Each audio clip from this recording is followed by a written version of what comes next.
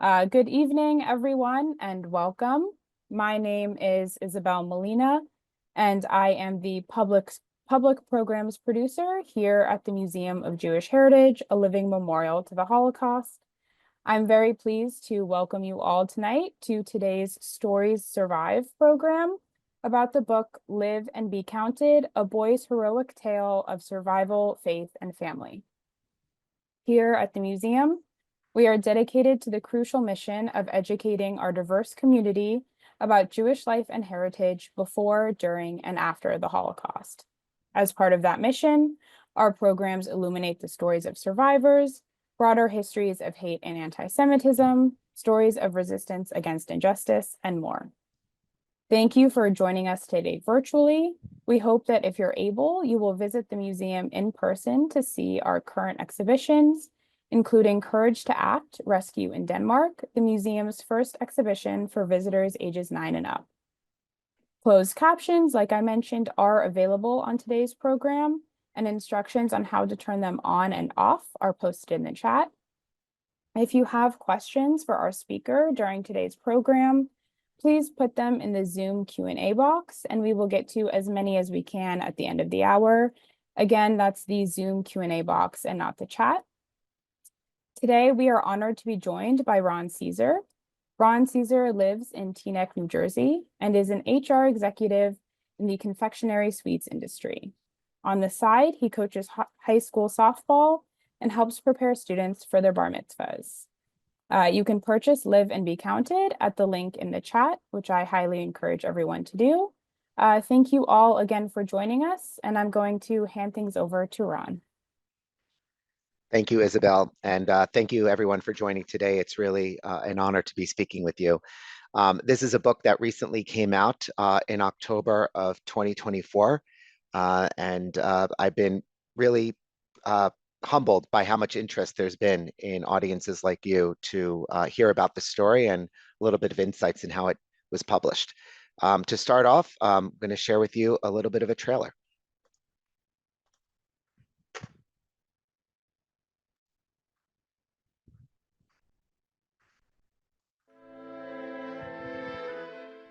I was born in 1927 in Austria. I was a very happy boy until 1938, and then everything changed. My father was stopped on the street by the Nazis, and he was forced to clean the streets with a toothbrush. 2 months later, we left Austria, left everything behind. In 1940, when the Germans invaded Paris, my mother decided that it would be safer for me to be hidden. Never lost my faith. Never lost my faith to this date, in spite of everything.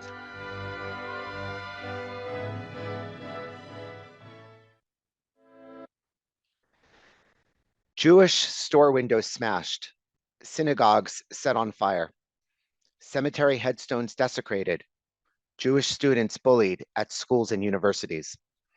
This was the 1930s in Europe, but it sounds like it could be today. For most of us, maybe even all of us, the Holocaust seems like a world away. That's how it always felt for me, having 2 grandparents that lived through it. I'm grateful for the Jewish Museum for creating this forum, but let's be honest with each other. Why are we talking about the Holocaust? With our Jewish brothers and sisters facing existential threats as we speak, with Jewish lives still being held hostage by unforgiving enemies, why are we here talking about events that happened more than 80 years ago? When I think about that question, I come up with 2 answers. The first is that Jews in Europe lived successfully for generations. Very much like we live today, Jewish communities had their own schools, synagogues, the ability to go to college, and have great jobs, whether in business, academics, medicine, or in the government. That's what growing up in many European cities was like. Cities like Paris, Berlin, Munich, Prague, Warsaw, Krakow, and like Vienna.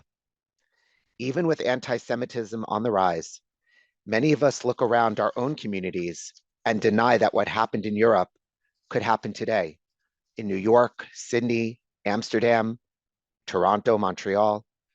We compare our situations, make our own calculus, and conclude that as current events emerge today, as much of the protected shield we've left behind is fracturing, we're somewhat comforted in our current standing as Jews relative to what our grandparents and great-grandparents lived through.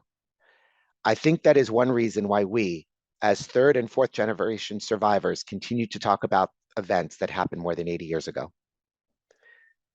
There's a second reason I believe we continue to keep the Holocaust front and center in our discussions and in our liturgy. And it's because as a Jewish community, we are seeking much needed heroes.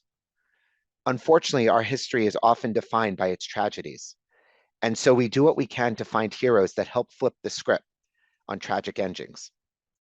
For example, we celebrate the heroics of Judah Maccabee in the story of Hanukkah, even though a deathly war continued for 25 years later. Out of the ashes of the burning of the temple in Jerusalem 2,000 years ago, we have Rabbi Akiva giving eternal hope to a bleeding nation. Following the Spanish Inquisition, we cling to a theory of hope that Christopher Columbus had Jewish roots, paving the way to a new world where we could live freely without persecution. And we have the Holocaust, which has given way to hundreds, perhaps thousands of books, telling the sad but hopeful stories of children who faced sure death eye to eye and emerged victorious. Stories from Elie Wiesel, Tova Friedman, Lily Ebert, Yisrael Meir Lau. And now let's add Alphonse Sperber to this venerable list of Jewish heroes who lived to tell their stories. My grandfather, Alphonse Sperber, was born in Vienna in 1927. His father went to college, served in the Austrian army during the Great War, and became an accountant. After several years of accounting, he decided to open up his own business. Alphonse's family manufactured winter coats, sporting wear, and ski suits and sold them through a retail store they owned in the heart of Vienna. Think of his store like a Burlington factory or a Kohl's. They owned a car and took ski vacations during winter breaks. Sounds like it could be any family we know, right? But then everything changed. In 1938, Germany invaded Austria with the hope of creating one unified country. Yes, Germany and Austria had common languages, but they were also independent of each other. Think of the US invading Canada. Now think of Russia invading Ukraine. One country decides to take over the other. It sounds like a good game of Risk, but this was real life. It is true that anti-Semitism was percolating before 1938, but many Jews, especially those in Austria, reasoned that things couldn't get that bad, even as the Nazis began to strip Jews of basic rights, just as they were doing in Germany. There were people who anticipated what could come. They were the ones who fled Austria and other cities, if they could. But where would they go? Israel wasn't the same Israel we know today. It was ruled by the British, and there were only a fraction of Jews living there, many of them poor, who remained from the days of the Second Temple. Israel didn't have a government, an economy, an airport, or infrastructure like it does today. So many stayed in Austria until Nazis began making random arrests and rounding up Jews to be sent to Dachau in Germany and other work camps. This is what happened to Alphonse's best friend Ludwig and his family after they disappeared from the middle of the night soon after the Anschluss in the spring of 1938. Alphonse never saw or heard from Ludwig again. Around the same time, Alphonse's father was arrested in his own store, forced to clean the boots of the Nazi soldiers with a toothbrush, as Alphonse looked on in fear. Held and beaten for 3 days without food or water, his father's business was seized for the good of the German Reich, and all of its coats diverted to the Nazi soldiers. However, in the course of manufacturing coats for the German Gestapo, Alphonse's father convinced Adolf Eichmann and Franz Joseph Huber, who were two Nazis charged with overseeing the emigration and eventual deportation of Austrian Jews, to allow Alphonse's father to travel to Paris to secure raw materials. This provided Alphonse's father a small window to set up an apartment and restart his business from Paris. Alphonse, his mother, and baby sister took advantage of a small window when immigration visas were being issued to escape the clutches of the Nazi Council in Vienna in the summer of 1938 and flee to Paris to meet up with their father. Their improvisation, wit, and a little luck mixed with faith allowed them to stay one step ahead of the Nazis. After living in Paris for a few years, where Alphonse became a bar mitzvah, Alphonse and his family were swept up in the Nazi invasion of France in May of 1940. His father, having fought in the Great War for Austria 25 years earlier, was conscripted to the French army and taken prisoner by the Germans with thousands of other French soldiers. Alphonse, his mother, and young sister fled Paris to Bordeaux with massive wave of people leaving the capital. If you've ever read or seen the movie, All the Light We Cannot See, you can recall the chaotic scene of hundreds of thousands fleeing Paris on foot, on bikes, and on horse and carriage. This is where the German Luftwaffe planes fired on the troves and caravans of people. This is where 13-year-old Alphonse shielded his baby sister from sinister bullets and helped stop the bleeding of a wounded man that was hit not far from him. Bordeaux was only a stop along the way. Eventually, Alphonse's mother and sister made their way to Toulouse in the south of France, where supposedly the armistice agreements with the Germans kept the south free from occupation. In Toulouse, Alphonse's father had a business contact who would be ready to help them in an emergency. However, even after a year of relative calm in Toulouse, food became scarce, and Nazi arrests and deportation began increasing in pace from there too. Alphonse's mother was compelled to find someone from the French resistance to put her two children into deep hiding. A woman from the Quaker organization named Alice Savescent hid his 3-year-old sister in an orphanage and Alphonse himself into a monastery where he was disguised as a monk for 2 years. All the while, Alphonse's father was interred in Gurs, a labor camp in the south, and soon was destined to a train heading for Auschwitz. Alphonse's father was told to pack a bag and kept his French uniform hidden all the time while he was doing forced labor. When the train reached a transit stop in Marseille in the middle of the night, Alphonse's father quickly pulled the uniform from his bag over his prison suit as the train doors opened and he stepped down from the train car. In his perfect German dialect, he approached one of the Nazi soldiers on the platform and complained about having to guard the prisoners for the last 4 hours, he himself being one of those prisoners. The Nazi soldier was tricked, thinking that in fact he was talking to another German soldier, and lit him a cigarette. Alphonse's father slipped into the darkness as the train pulled away without him. He made his way on foot from Marseille back to Toulouse, and from there, Alphonse's parents reunited, retrieved his sister from the orphanage, and Alphonse from the monastery. With fake IDs issued to them now from the French resistance, the 4 of them made their way through Geneva and across the hazards of the French Alps on foot into Switzerland in 1942, where they spent the remainder of the war in Morgen's refugee camp. How they made it through each part of the journey is the amazing part you'll hopefully all read in the book, and how Alphonse's family cunning helped them stay one step ahead of the Nazis. There are many close calls, which is what brings some of the climactic scenes to the book.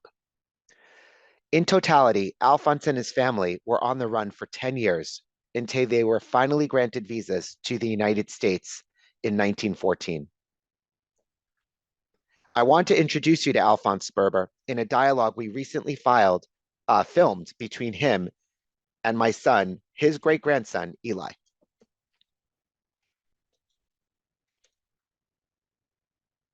Papa, your family lived in Austria for generations. What was it like growing up in Vienna, Austria in the 1930s? Well, our life in Vienna was very happy and very comfortable. Our aunts, uncles, cousins went to the same shul as we did and has Shabbos meals together. My parents owned a clothing store and manufacturing plant where they sold raincoats, snowsuits, as well as other sport items. I had very good friends. All of this changed in 1938, and we did not understand why we were being targeted for harassment and arrests. My father saw that this life would become very intolerable for Jews and made plans to escape. We fled to Paris in 1938 before conditions worsened. It was very, very hard to leave everything behind. Papa, many times during the war, you were alone and separated from your family. You were hidden in a monastery disguised as a monk. What was that experience like for you? How did you get through those difficult times not knowing if you would see them again? 1940, when the Nazis invaded Paris and my father was taken prisoners, we fled south to Toulouse. Me, my mother, and my sister.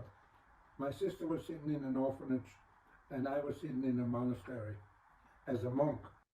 The abbot of the monastery was incredibly kind and treated me like his own son. But nights were very lonely for those 2 years. I did not know who I could trust. I didn't know if the Nazis would ever find me, and I didn't know if I would ever see my parents and my sister again. Papa, considering the difficult experiences you had in your early lifetime, you were forced to grow up much faster and face harsh realities more than anyone could expect from a young boy. How did that shape the person you became today? From the very beginning, I needed to be strong for my mother and take care of my younger sister. During those difficult times, I looked up to God. When I was on my own, I did my best to keep the Jewish holidays and observe Shabbos. I never ate meat that wasn't kosher, and I got on my tefillin almost every day.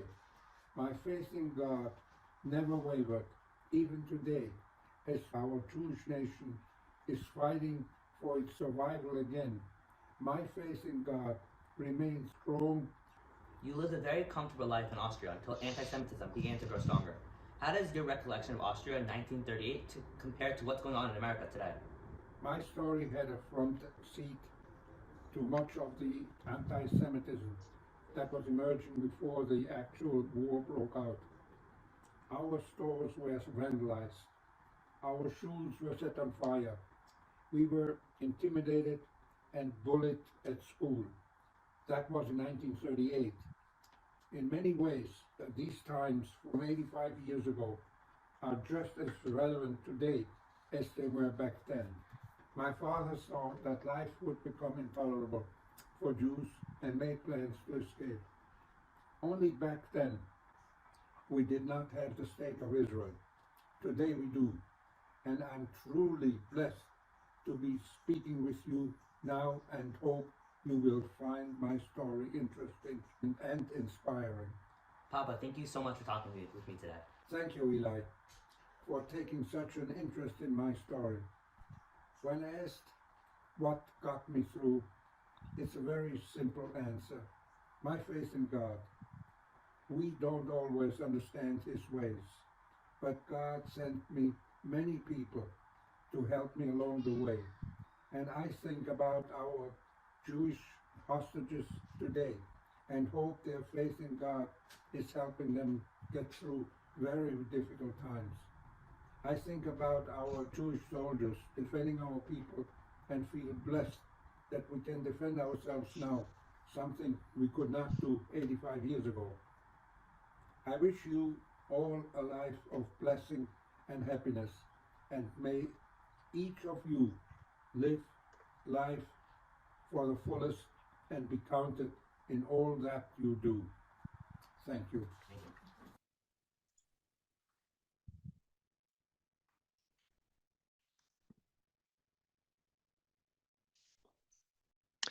Since publishing this book, so many people have come up to talk about their own family stories and desires to document it.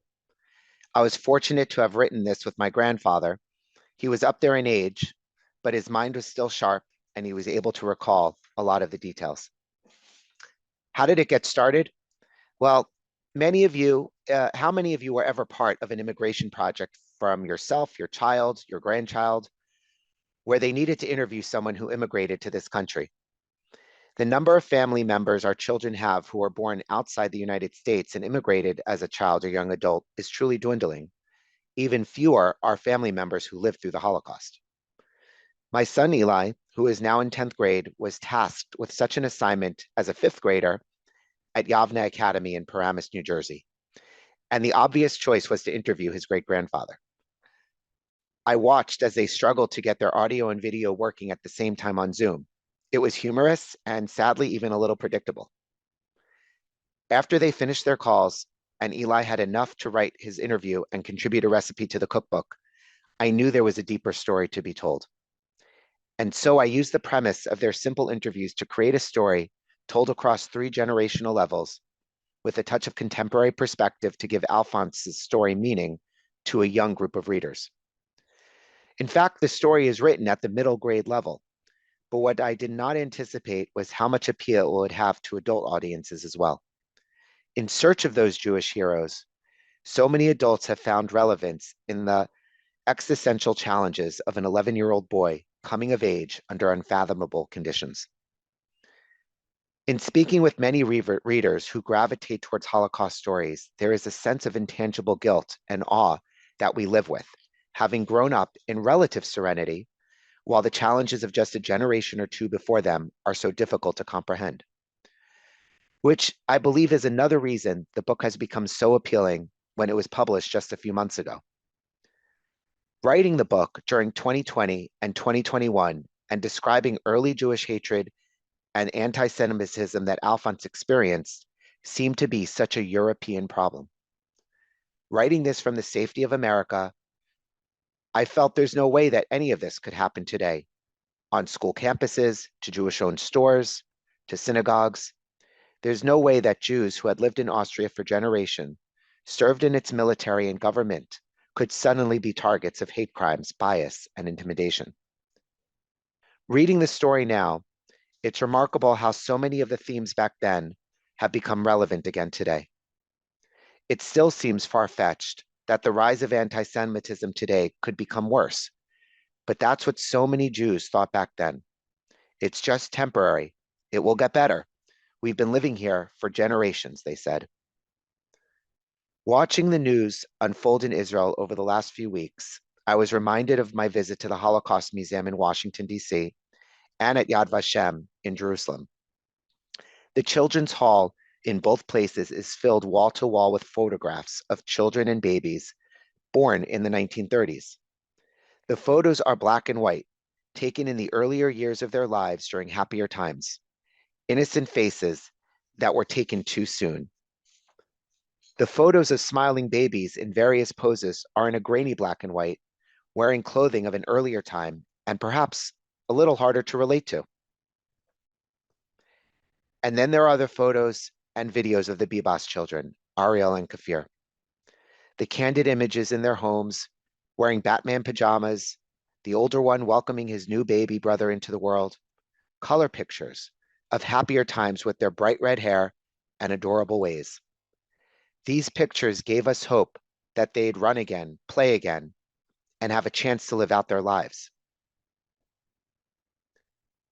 And then there's the photo of Shiri Bibas, holding her children taken shortly after they were captured. The look of terror in her eyes is haunting, her clinging to her children, hoping against hope to be able to protect them against the barbarism they were already subject to. This is a picture straight out of the Shoah, except this time it's in color. The crime, simply being Jewish. This follows the release of the tortured and gaunt men the week before who looked every bit like Holocaust survivors, minus the striped uniform of the concentration camps. These images are part of a larger saga of barbarism in which 38 children were murdered on October 7th. 20 children were orphaned of both parents. 96 children lost one parent. 42 were kidnapped and taken hostage. I don't have the answers for how we battle the hatred and scorn we experience as Jews. I don't have the answers how the Jewish state and we as a people fully recover from the trauma we have gone through over the last 15 months since October 7th. I don't know how families heal the pain of losing loved ones in battle, or how hostages can possibly regain any sort of normalcy in their physical health and psychological well-being. But I can share that we have a precedent, a model of perhaps the strongest generation that emerged from the embers of the Holocaust with nothing and no one. Many of us were born from those embers. I'm not saying it was easy. Starting over and living with the pain of such enormous loss is impossible to quantify, but somehow they did it. Somehow our parents, our grandparents paved a life that all of us have richly benefited from. And somehow our people will duplicate this model to heal and grow stronger from the trauma of the last 15 months. We're fortunate that Alphonse is with us today to tell his story and reflect on current events. And I want to introduce you to him in a video that he took just for this occasion, even though he couldn't be here tonight. Hello, everyone. My name is Al Sperber. I understand you're gathering with my grandson, Ronnie, to celebrate the launching of his book, Live and Be Counted. It makes me very happy that you are all together on the important occasion, and I regret that I cannot be there with you. The journey we took to write this book together started more than 4 years ago when the global COVID pandemic closed our schools and our schools. It made us go into hiding like I had to do it more than 85 years ago. Before we started writing this book, I rarely spoke about my experiences, just a few things here and there, like my time that I was hiding in the monastery dressed as a monk. My story, as difficult as it was, has a happier ending than most of them. My sister, along with my parents, were fortunate to reunite towards the end of the war and eventually gain passage to the United States in 1948. My story also had a front seat view to much of the anti-Semitism that was ongoing before the actual war broke out. My story talks about the difficulties in being able to go to school, much like the Jewish students have been facing on college campuses today. In many ways, the themes of the story 85 years ago are relevant today as they were back then. Only back then we did not have the state of Israel. Today we do. I'm truly blessed to be speaking to all of you now and hope that you will find the story inspiring. Looking back, it's hard to imagine that this was a young me, only 11 years old, when we needed to flee from our home. When asked what got me through, it's a very simple answer. My faith in Hashem. We don't always understand his ways, but God sent many, many saviors to help me along the way, especially when I was all alone. I think about our Jewish hostages today and hope that faith in God is helping them get through very, very difficult times. I think about our Jewish soldiers defending our people and feel blessed that we can defend ourselves now, something we could not do 85 years ago. Thank you again for taking such an interest in this story. I wish you all a life of blessing and happiness, and may each of you live long and be counted. It's truly hard not to get teary, listening to my grandfather share such a personal message. I wanted to share with you a few other pictures before we move to a little bit of discussion and Q&A. So here we have on the left a picture of Alphonse with his baby sister, Helgi. They're 11 years apart. Alphonse was born in 1927 and Helgi was born in 1938. There's their mother, Elsa, my great-grandmother, who I did have the ability to meet and knew for about the first 8 or 9 years of my life. But what I found really interesting about this picture is not the people in it, but sort of the decorations behind it. You can see a mirror, you can see the sconces and the lighting on the wall.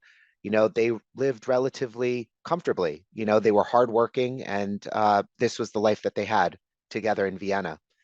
And many years later, my grandfather was invited back by the government of Austria on sort of an apologetic tour with other Austrian refugees. And here he is taking a picture in front of the apartment building that he remembered so vividly fleeing when he was 11. This is on the left a picture of the monastery where he was hidden as a monk, dressed as one, took a partial vow of silence while he was there to avoid, him being discovered by the Nazis in the south of France. And then this is a fake ID that was produced for him when he was around, I guess, 15 years old to cross into Switzerland after his father had escaped the train headed to Auschwitz, and they were able to pull him out of the monastery and reunite. Part of the most climactic parts of the story was really how they crossed the Alps on foot. Easy to talk about, but not exactly easy to do, to hike across a mountain range like that with all of its terrors and fears. As I was doing research, for this book, I discovered a couple of photos that previously were totally unbeknownst to us. And in this particular image, I had simply typed in Morgan's refugee camp into Google, and a couple of photos emerged. And the moment that this photo emerged, I immediately was able to find my grandfather in the picture. He's probably about 18 years old, so he was already, sort of fully formed as an adult, but his features were unmistakable and undeniable. And here he is, along with his sister, amongst 36 other children that had made their way from France across the Alps into the Morgan's refugee camp. Essentially, Switzerland had dedicated a ski resort, a ski lodge, much like we would think about today, to house refugees. There were about 500 people in total who had fled various parts of France and Germany and Austria that made their way across the Alps into Switzerland, where they were, with relative safety, because we know that Switzerland was neutral in the war. But a little bit that is a misnomer. Switzerland did provide financing to the Germans through its banking system. And in return, Germany agreed not to occupy Switzerland like it had with some of the neighboring countries. But they weren't completely safe. And what you'll read about in this story is how the German airplanes often flew over these refugee camps and shot bullets indiscriminatorily at the refugees that were there, sending reminders to the Swiss government to halt their intake of refugees. So it was a lot of interesting research in doing this and learning truly the relationship that Switzerland had with Germany. But again, the discovery of this photo was remarkable because keep in mind, Alphonse has that one picture when he was 11 and that fake ID, but he did not remember what he looked like when he was 18. And this photo brought back an amazing set of memories for him. There was also this picture that was found in the same way. These are some of the adults that helped make the Alpine Shtetl, as it was called, function between cooking and food and clothing and medicine and schools for the young children. And this picture includes Elsa Sperber, Alphonse's mother, my great-grandmother, who was part of the kitchen staff. And again, an amazing find that none of us knew existed before. On the right, he even remembered the name of the boat that carried them from France, from Cannes to Ellis Island, which took them in 1948. But what I really also found amazing was the discovery of this letter, which was a petition letter that was written by William Lepotin, a business associate of my great-grandfather in the coat manufacturing business, asking for sponsorship and petition from the US government to allow the Sperbers in. This was actually written in 1941. And rumor has it there were letters similar that were written in 1938, 39, 1940. Ultimately, the sponsorship was granted in 1948. Now, in my role as an HR executive today, I actually support a lot of immigration from other countries into our company as we rotate talent and people from different operating companies around the world within our business. The thing that I found most remarkable was that the way that the petition letter is written today looks very, very similar to how petition letters for visas are written, were written yesterday, same as how they're written today. And so that endorsement was so important and still plays a very, very important role in immigration processes in 2025. I mentioned in the story that one of the people that was instrumental in helping Al Sperber was a woman by the name of Alice Saint-Vincent. And she was a nurse, a volunteer as part of the French Resistance, who was responsible for hiding and saving close to 80 young children during the war. And when the internet and email became something functional in the late 90s, Alphonse researched her and knew that she was Quaker and knew that her name was Alice, but that was it. And he made contact with the headquarters in Philadelphia, and through his research and some resources there, ended up finding Alice, who was living in Denmark in her early 90s. They ended up creating a unification, which brought 7 or 8 different children who are now in their 70s together at Myrtle Beach, where they met and celebrated the the fortune that they all found having been hidden by her. Alice also had documented a lot of this in her own book that was published in the early 2000s after she found these boys who are now living in their 70s. And so I encourage you to also find interest in this book, which is a very important part of Al's story. Just to bring this into modern contemporary, here he is with our family, many of the children, the grandchildren, and the great-grandchildren across the 2 children he had, the 6 grandchildren that he has, and the 14 great-grandchildren that he has.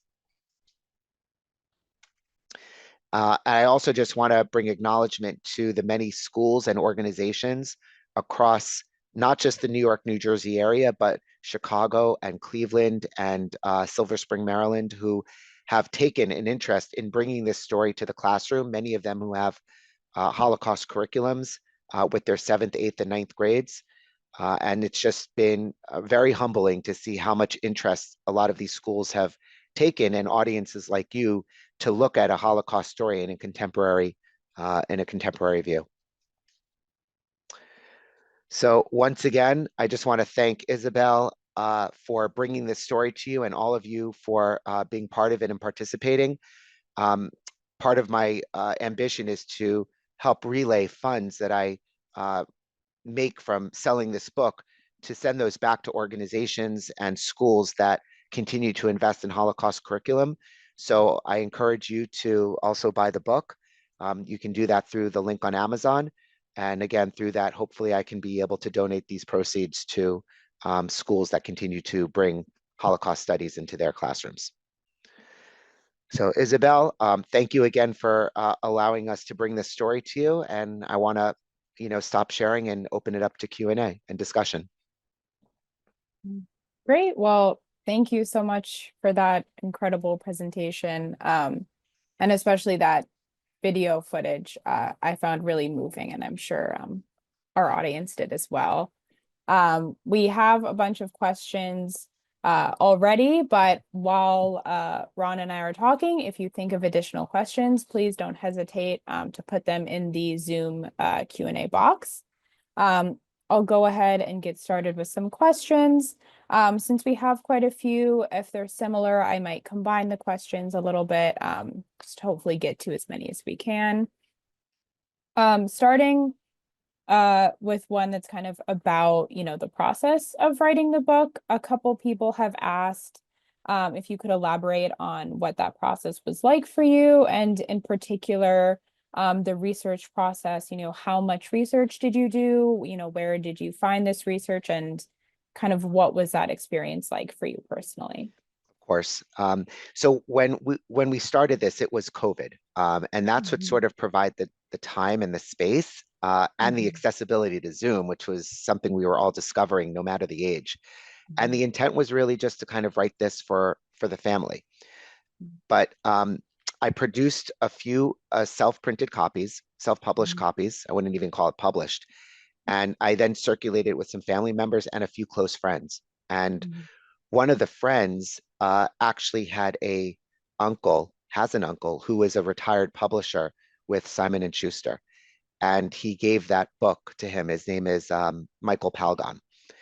And Michael reached out to me. Keep in mind, it was all still COVID. We did end up meeting for coffee at a Starbucks outside. And he said, this is really interesting, really good. Are you a professional writer? I said, not at all. He asked me if I, had it edited. I said, definitely not. So what he did was he put me in touch with an editor. Her name is Gail Brandeis. And she's written some books herself. She teaches English and literature in colleges. She lives in Chicago. And she helped me sort of fine-tune the book, let's say. She helped give a little bit more depth to the characters, a little bit more emotion, to bring in some romance, a romantic interest for Alphonse. And she really helped bring some color to the characters. But even as all of that was done, when we were ready to shop the book to publishers, the moment in time that had happened was at the moment that Russia was invading Ukraine. And so the world's focus shifted to that. And there was very, very little interest in Holocaust studies.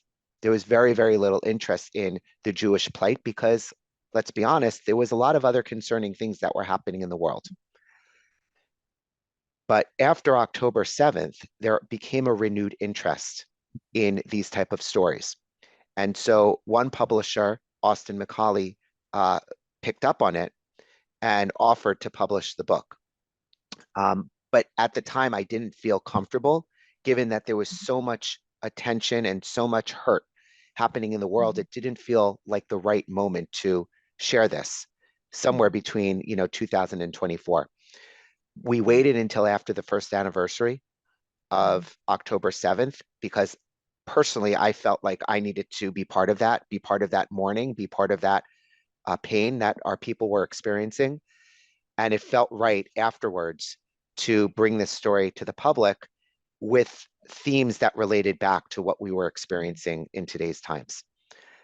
So overall, that was sort of the ups and downs of what it was like to publish. I will tell you that if you are interested, the publishers today do very little to help promote the book and they bring it to life, right? They give you an Amazon link to it, but it really becomes the responsibility of the author to help find audiences and to help bring the book to you. It's not the same type of role that publishers have today that they had back then. But I am grateful for them taking, a bet on this story and helping to put it behind a soft cover. Thank you. Yeah, wow. What a journey between 2020 and now. It feels like a million years, but Doesn't it? it's only been 5. Moving on, kind of related, we have a couple questions about your family. I know you said originally this was kind of done for the family. A few people are asking how your family reacted, in particular, your grandfather Alphonse, and a couple people also are asking about your son and how old he was when, this process started. I think you said he's a junior now. He's a sophomore now. Let's start Sophomore. with Eli. So I wish he can be here with me. Sometimes Mm-hmm. he accompanies me on these speeches, but he has an extracurricular activity at school today. Mm-hmm. So he wasn't able to join, but he has become a little bit of my social media manager, helping to Amazing. create the TikToks and the Instagram pages and creating some, videos and experiences of these sort of engagements, with audiences.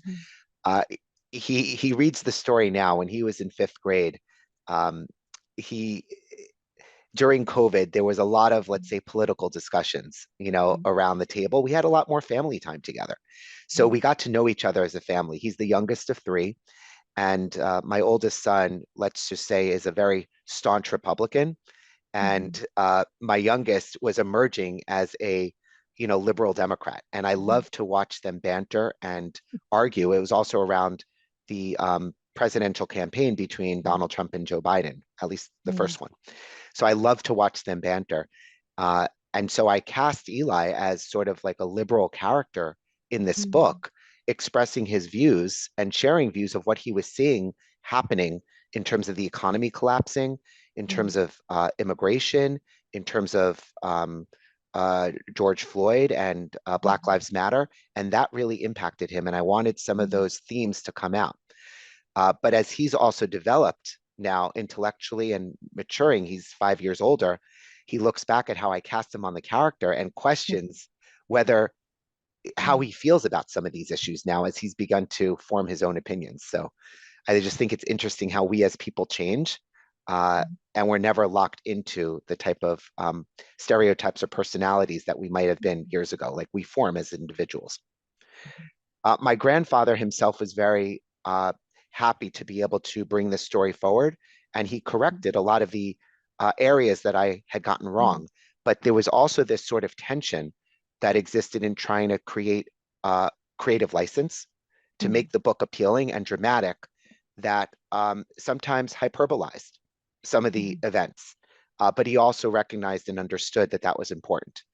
The romantic interest that I brought forward as a high school student, as an 18, 17-year-old, was played up a little bit. I always laugh about that, but the editor and the publisher felt that that was important to give some humanity, to him in terms of what he was feeling as a boy growing through adolescence, into his later teen years. So we took a love interest that he had a little bit later on after the war and sort of packaged that to him while the war was going on.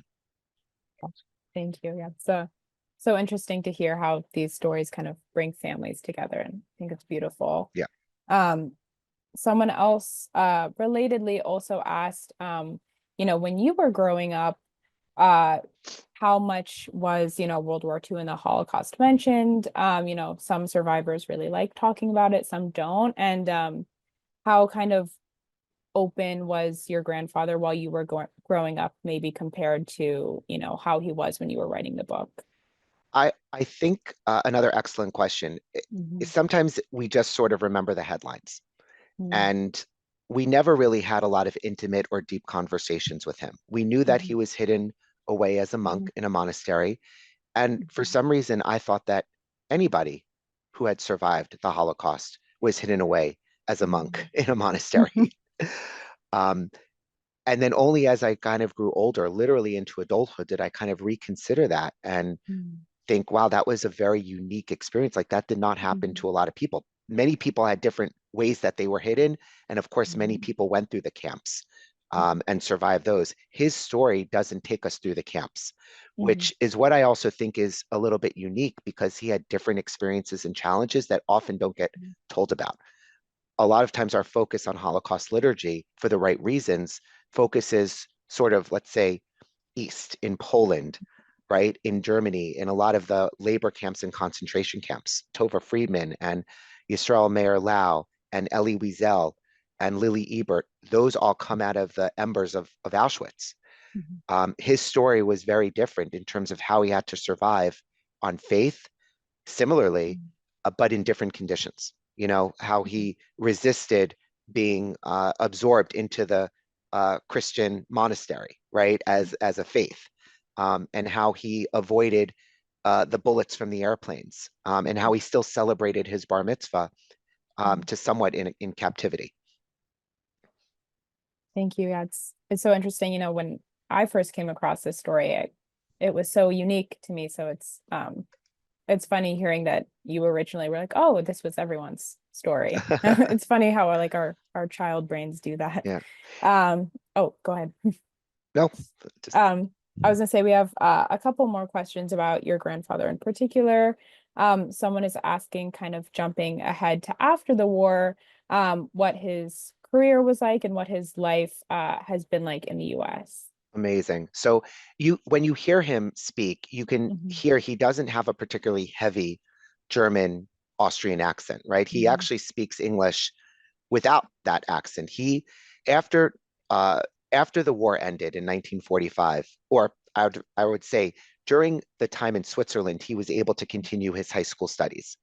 And while his parents were in the refugee camp, you'll read in the story he was actually adopted by a family near Zurich who put him to work, but in return, he was able to continue in high school.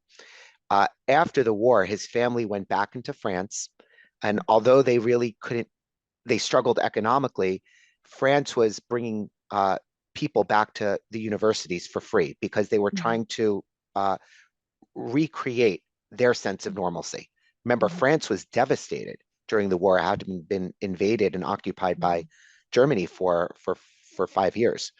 And they themselves experienced an enormous amount of destruction, physical destruction from the battles that took place. And so my grandfather went to Sorbonne University for 2 years, continued to study economics and English. And when his family finally came back, family was able to gain passage to the United States in 1948, he was able to find work and basically support his family. He ended up working in the appliance industry. He was a salesman and then rose to become a store manager over many stores across the New York area. For those of you who may remember the Friendly Frost chain of appliance stores, that was where he stayed for about 30 years. And then he spent about 15 years with P.C. Richards and Sons. We all know P.C. Richards, right? They're the ones who sponsor the Yankees, right? So he ended his career and retired from P.C. Richards, having been regional chain manager overseeing a set of stores and selling appliances. But it was his, he's a very soft-spoken individual. He makes you feel good. He was a great salesperson and his English was very approachable, which I think allowed him to have a very respectable career. I will tell you though, he observes the Shabbat, but when he was needed to work, in the 50s, 60s, 70s, 80s, through that career, he had to work on the Shabbat, and it was always very painful for him. And he has said that he would do his best to try to give back to charity the amount of money that he earned on those specific days of the Shabbat where he couldn't observe it. And so that has always been a part of who he is. He's not a wealthy man. He's not a rich man. He has lived a respectable livelihood, let's say. But he has always tried to give that money back. He has a whole calculation about how much he earned over those particular days that he would give back to charity. Thank you all. That's so beautiful. I've never heard of someone doing that before. So it's a really lovely idea. Yeah, it sounds like he had a great, career here as well. Jumping kind of to the book a little bit, someone mentioned that you spoke about how it's written at a middle grade level, but that there's been a lot of interest from adult readers as well.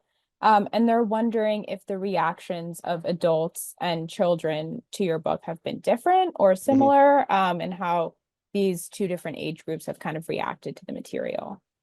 Yeah, I think my intentions were to write it at the 11th grade, I'm sorry, the 11-year-old, 12-year-old level, because Mhm. Eli, my son, who is conducting this interviews and becomes a facilitator of the story, was the Mhm. same 11-year-old age when all of this took place in Europe with Alphonse. The other side of that is I'm not a writer. I'm just, I like to tell the story, but I didn't have the Mhm. sophistication to write it at truly an adult level. Mhm. So when the children are able to read through this, Mhm. it's not a horrible story. Mhm. It doesn't take you through the horrors of the camps. So there's a lot of relatability to that in terms of schooling and being on the run, and it's not a scary story in that sense. But again, like I said, I didn't anticipate that so many adults would find it's so appealing. And the reality is that I've read stories like The Boy in the Striped Pajamas, Mhm. for example, which is also written at the middle grade level, but Mhm. has so much appeal to adults to see the Holocaust through the eyes of children. And Mhm. that, I think, is what we all crave. We want to see the story told through the eyes of the children because it's so unfathomable that they could have experienced something at such a young Mhm. age. Thank you. Yeah, that makes a lot of sense. And as someone who is an adult and enjoys YA and children's literature, I definitely understand the appeal. I know we are getting close to the end of the hour. I think we have time for one more question. Thank you to the audience for being so engaged, and apologies if we didn't get to your question. Looks like we've got to most of them. Um, this last question I think is a nice one to end on. A couple people are asking about what might be next for you and the book. And in particular, someone would like to know if there's a documentary or film in the works. If somebody has connections with filmmakers, I would love. Put I them in mean, the chat. actually, even though it's not film, one of the schools that I had put on the slide, Yavne Academy, is staging it as part of their annual 8th grade Holocaust play. So they took a particular interest. Now, again, that's where my son went, but they didn't have to do this. But every year they do put on a play as part of their Holocaust education. And so they're staging this for them for the story in April 3rd. So I'm very excited about that. Again, I never imagined in a million years that it would lead to this. So um, other than anything sort of being documented, if anybody is in the filmmaking industry, sure, let's talk. Yes, definitely. If anyone has connections, you can reach out to me and I'll definitely pass it along. It looks like we're perfectly at 8. So I wanted to thank you, Ron, again for joining us tonight, and thank everyone in the audience for joining us.